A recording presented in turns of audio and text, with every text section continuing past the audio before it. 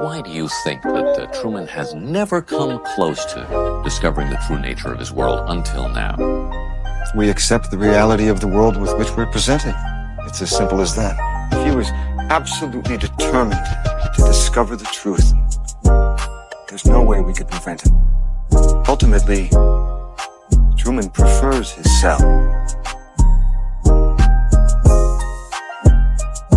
Hidden Messages in the Truman Show. It's co-produced by Richard Luke Rothschild. The Truman Show is a movie made by the Rothschilds family. The Truman Show logo shows a picture of Earth, which doesn't make a lot of sense for the Truman Show itself. You would think that it showed a picture of Truman's town. But the funny thing is, the dome that Truman lives in over there in Hollywood actually pans out and turns into Earth. Right here, it just changes from Truman's dome into the sphere Earth. So it seems that the Truman Show logo itself is showing that this is not a story about one town, it's a story about the Earth.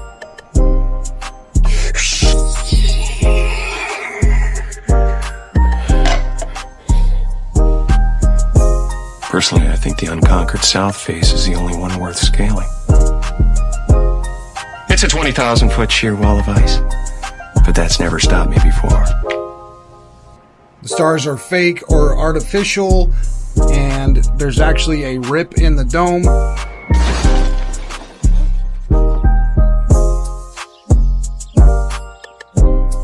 Sirius is the brightest star in the night sky. When this star fell in an old trailer, it showed an actual rip in the dome.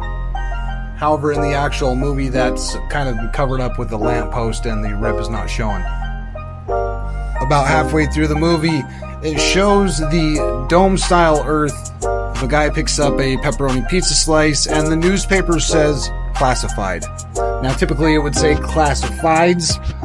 However, in this case, the S is omitted, and that means that it is not a classified section. It means that the information that they're displaying is classified. There's a globe in his garden that he later uses to sneak out when he's escaping from the town. Here his friend has moved that globe aside, and he says that Truman's gone. Truman's radio is another sphere Earth. He does have vitamin D, which he needs to take because he's not getting any real sunlight. And as we've just seen, Truman's Earth is an actual flat Earth with a dome over it. Truman is leaving in a boat. It's called the Santa Maria. The Santa Maria here is indicative that he's going to a new world. The weather starts out fair, but quickly gets very bad, which is exactly what happens when you sail to Antarctica. They call it the Roaring 40s, the Furious 50s, and the Shrieking or Screaming 60s. And once you get down to 70 degrees south, things start not so windy anymore. But the 40s, the 50s, and the 60s are what's depicted here, and Truman's going through them. There's one more very quick hint that he is heading to Antarctica, where we can see that the compass is spinning. This is something that happens when you go close to the South Pole. Your compass will just spin. So, in addition to the bad weather, the compass spinning, once Truman finally escapes the storm, he runs smack into an ice wall. And we can argue that it's not ice here, it's sky, but it would be the firmament then. So he's either hit the firmament or he's hit the ice wall. Now, the staircase here may be a reference back to the very beginning of the movie, where he was talking about climbing a 20,000-foot unconquered wall of ice. So here he is, come to the ice wall or come to the firmament, and he has to climb up in order to get to the top of it, where he finds the exit. He then exits from the realm, leaves the firmament, and goes to a new world. He takes a bow. Not everybody can be a robot polisher. Is this your country? No, my country lies beyond. But you should know that if you continue, there is no return.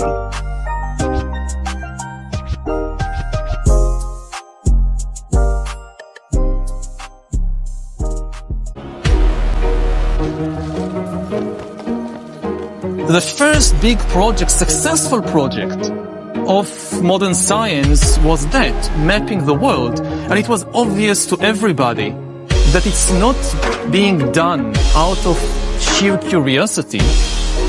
It's being done in order to control and to conquer.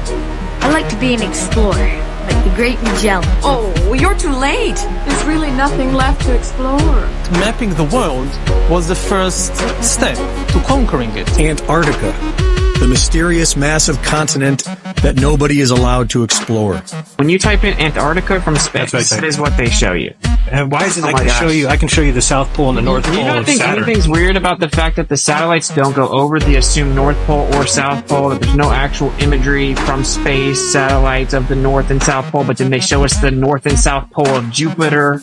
You don't think that it's weird that we just get cartoons? After sailing over 60,000 miles along the Antarctic coastline, Captain Cook was never able to complete the journey around the ice continent, which is supposed to be just under 12,000 miles around.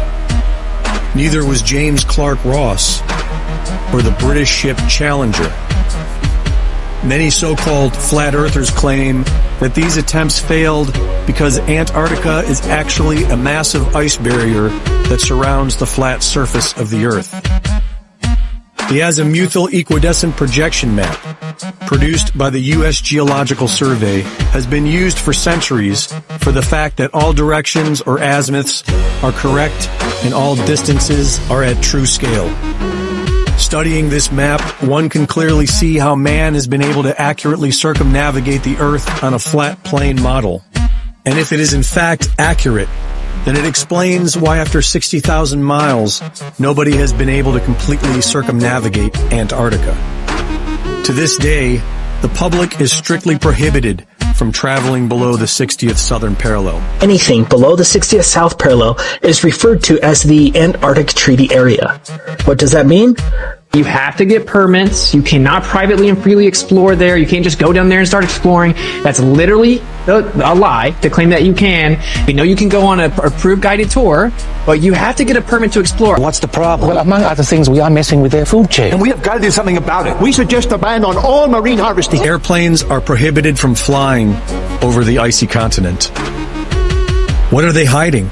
A billion people found out tomorrow that they can all go to outer land space and visit other tribes and civilizations and explore technology and animals. The whole system would crumble.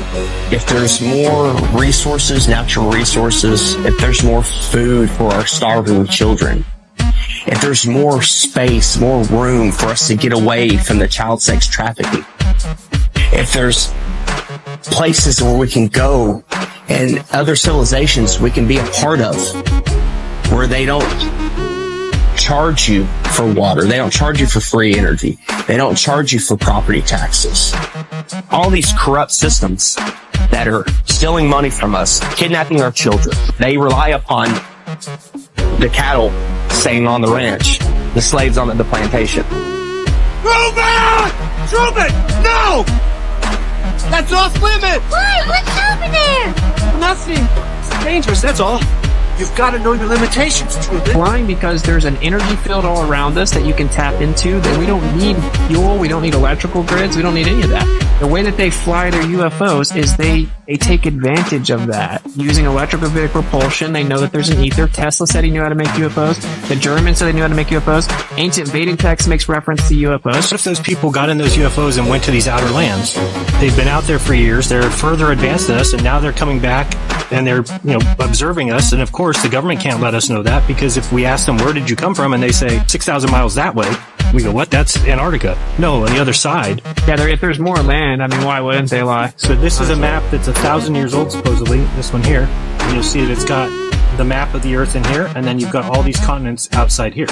There's also the navigator William Morris, who straight up says that there's over 179 other pieces of land that are inhabited that they know about us. They call us the inner lands. Now that sounds crazy. It's speculation. I don't know. But that is a very interesting thing. That dude was highly connected. His daughter writes about it. They claim that it's a very real thing, that there's tons of land when you go further south. I don't know if there is or not, but you would have to agree. If there was a lot more land, and there was a sinister group of people that wanted to control you, which is evident that exists, If they drew a circle around you like the Hunger Games and said you can't leave your little playpen, that obviously makes them way more powerful, right? Like way more powerful because they can monitor you. They know exactly where you're going. You've removed innovation and exploration. You just have a group of slaves sitting here consuming fuel and killing each other and eating toxins and not exploring anywhere. We can all have, thousands of acres of land to ourselves. The whole system crumbles. The entire system crumbles. Period. You've been conditioned your entire life. It's okay to lie. It's okay to be lied to. So when the lie comes out, people are just like, okay, whatever. Got to turn on my Fox News. Got to go to the bar. Got to go watch my football. Give them bread and circuses, and they will never revolt. Let's say you have a slave who's actively trying to find their freedom but doesn't know where the door is. That's not great if you're a slave owner, right? So you'd much rather have a slave that knows exactly where the door is, can leave anytime they want, and choose not to. Here, how about this? So the boat that did the Vendée Globe got the record for going around or whatever.